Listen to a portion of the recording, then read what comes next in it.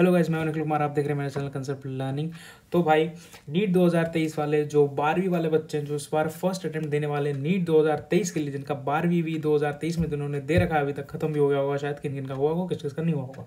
ठीक है, तो उसके लिए आपको मैं कुछ चीज़ें बताने वाला हूँ जो बहुत इंपॉर्टेंट हो जाती है, और जो गलतियाँ मैंने की थी वो आप ना दोहराएं। आपका पहली बार में अगर सिलेक्शन आप चाहते हैं तो ये ज़रूर आपको फॉलो करना पड़ेगा। तो आपने अभी जस्ट 12वीं दी है, तो आपने एक बार 12वीं का सिलेबस तो पढ़ रखा होगा, एटलीस्ट पढ़ा नहीं है तो एटलीस्ट देखा तो होगा कि 12वीं में है क्या, ये चैप्टर्स है।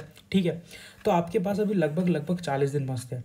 40 दिन में आपको करना क्या है, आपको 11th रिवाइज करना है, आपको 12th का फाइनल टचअप देना है। अगर आपने बहुत ढंग से पढ़ा रखा है तो आपको फाइनल टचअप देना है, या फिर आपको 12th को भी पूरा का पूरा दोबारा रिवाइज करना पड़ेगा। अब आप क्या करेंगे, जैसे एग्जाम आता है, एक चीज़ आप समझना, जैसे एग्जाम आता है हम फॉरवर्ड डायरेक्शन में ना जाके बैकवर्ड डायरेक्शन में पढ़ते हैं। और जब सेशन स्टार्ट हुआ था तो आप याद करो, आप फॉरवर्ड डायरेक्शन में पढ़ते थे कि आप पहले थ्योरी पढ़ते थे, फिर आप एनसीईआरटी की रीडिंग लगाते होगे, फिर आप क्वेश्चंस करते होगे, या फिर वाइस वर्सा। ठीक है, लेकिन अब क्या होगा, अब जैसे एग्जाम पास आते जाता है आप पढ़ते हो बैकवर्ड डायरेक्शन में। बैकवर्ड डायरेक्शन में पढ़ने का मतलब क्या है कि बैकवर्ड डायरेक्शन में पढ़ेंगे कि पहले हम एमसीक्यूज करेंगे, उनमें से देखेंगे कि हमारे कौन कौन से सही हो रहे हैं, कौन कौन से गलत हो रहे हैं। जिनसे गलत हो रहे हैं या फिर हमें नहीं आ रहे हैं, उनके कॉन्सेप्ट सब उठा के देखेंगे और वहीं से पढ़ेंगे, क्योंकि वो हमें याद नहीं होंगे, तभी तो एमसीक्यूज नहीं हो रहे हैं उनके। ठीक है, तो आपके पास 40 दिन है, आपको 11th रिवाइज करना है, 12th का फाइनल टचअप, या फिर 12th रिवाइज ही करना है, समझ लो। ठीक है, 11th आप कैसे रिवाइज करोगे, ये आपकी प्रायोरिटी अभी 11th रिवाइज होनी चाहिए, क्योंकि आप 12th एक बार तो देख रखा है यार 12th का सिलेबस, तो आपको 11th रिविजन आपकी अभी प्रायोरिटी होनी चाहिए। आप कैसे रिवाइज करोगे, आप एमसीक्यूज के थ्रू रिवाइज करोगे। एमसीक्यूज कौन से लगाने हैं, कौन सी किताब से लगाने, पीवाईक्यूज लगाने भाई। नीट के बायो के आपको 10 साल पकड़ लो, फिजिक्स और केमिस्ट्री के आप 15 साल के लगा सकते हो। क्या सिर्फ और सिर्फ पीवाईक्यूज, सिर्फ और सिर्फ आपको पीवाईक्यूज प्रैक्टिस करनी इस मोमेंट पे, और कोई रेफरेंस किताब प्रैक्टिस मत करने बैठ जाना। एचसीवी भी नहीं, डीसी पांडे भी नहीं, आपका दिशा भी नहीं, आपका कुछ भी नहीं, सिर्फ पीवाईक्यूज, सिर्फ पीवाईक्यूज आपको पे प्रैक्टिस करनी है 11th रिवीजन के लिए। 12th का फाइनल टचअप आप कैसे दोगे, 12th का फाइनल टचअप में आपको पहले तो सेग्रीगेट कर देना है। सेग्रीगेट कैसे करना है, आपको कुछ कुछ इजी चैप्टर्स होंगे, कुछ कुछ डिफिकल्ट चैप्टर्स होंगे। जो डिफिकल्ट चैप्टर्स आपको लगते हैं उनके सिर्फ आपको पीवाईक्यूज करने हैं, और जो इजी चैप्टर्स हैं उनके सिर्फ सिलेक्टेड पीवाईक्यूज, मतलब जिस टॉपिक मतलब इजी लग रहा है पूरा चैप्टर, या फिर जिस टॉपिक में आपको थोड़ा सा भी डाउट है उसके सिर्फ पीवाईक्यूज करने हैं। बाकी क्या आप एक एक बार थ्योरी पढ़ लोगे, या फिर अपने नोट्स बनाए तो उससे पढ़ लेना। एनसीईआरटी हर चीज़ की पढ़नी अभी नहीं है, क्योंकि इतना टाइम भी नहीं है।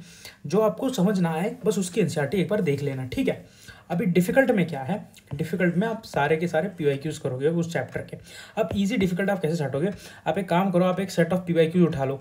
अगर आपके 95% से क्वेश्चन सही होते हैं तो वो आप इसको इजी में डालोगे, या फिर ओनली सिलेक्टेड पीवाईक्यूज आपको प्रैक्टिस करना है। मान लो आपके 90% क्वेश्चन उसमें सही नहीं हुए, 89% हो गया, 88% हो गया, 85% सही होंगे, तब भी आप उसको डिफिकल्ट की कैटेगरी में डालोगे, और सारे के सारे पीवाईक्यूज आपको सॉल्व करने हैं। बहुत ध्यान से साइमल्टेनियसली इन 40 दिनों में आपको टेस्ट देना है, और टेस्ट की एनालिसिस करनी है।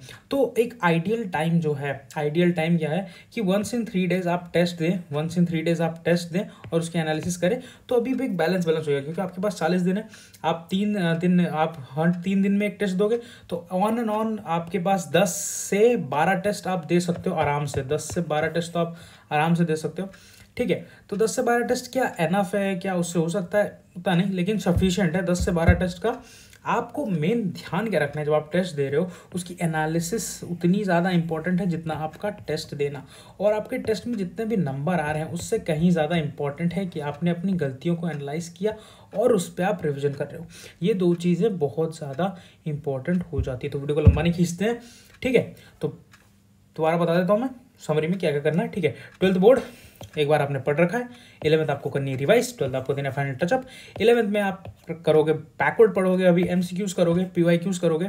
पीवाईक्यूज के आप कॉन्सेप्ट समझोगे। अगर कॉन्सेप्ट आपको कुछ नहीं आ रहा, पीवाईक्यूज कुछ गलत हो रहे हैं, तो उस कॉन्सेप्ट को जाके पढ़ना, बाकी कॉन्सेप्ट को छूने की जरूरत नहीं है जिसके पीवाईक्यूज आपके सही हो रहे हैं। ठीक है, 12th का फाइनल टचअप आप कैसे दोगे, इजी चैप्टर जो आ रहे हैं वो सिलेक्टेड पीवाईक्यूज करो, डिफिकल्ट चैप्टर जो आ रहे हैं उनके सारे पीवाईक्यूज आपको करने। इजी चैप्टर कौन सा जिसमें आपके 90 से 95% क्वेश्चन सही हो जा रहे हैं पीवाईक्यूज के। डिफिकल्ट चैप्टर कौन सा 90 से 95 से भी कम क्वेश्चन आपके सही हो रहे हैं, वो आपके डिफिकल्ट चैप्टर में आ जाएगा। टेस्ट आपको देना है, एनालिसिस आपको करना है, हर 3 दिन में एक बार आपको टेस्ट जरूर देना है। टेस्ट कौन से होना चाहिए, फुल सिलेबस। तो अभी ये देखो 2-3 पार्ट सिलेबस आप दे सकते हो, लेकिन आपको फुल सिलेबस टेस्ट अभी ज़्यादा प्रेफर करना चाहिए। 700 पार्ट सिलेबस दे रहे हो तो 720 वाला नंबर का ही देना। ठीक है, आपका स्कोर से कहीं ज़्यादा मैटर करता है कि आपने एनालिसिस किया और रिविजन किया।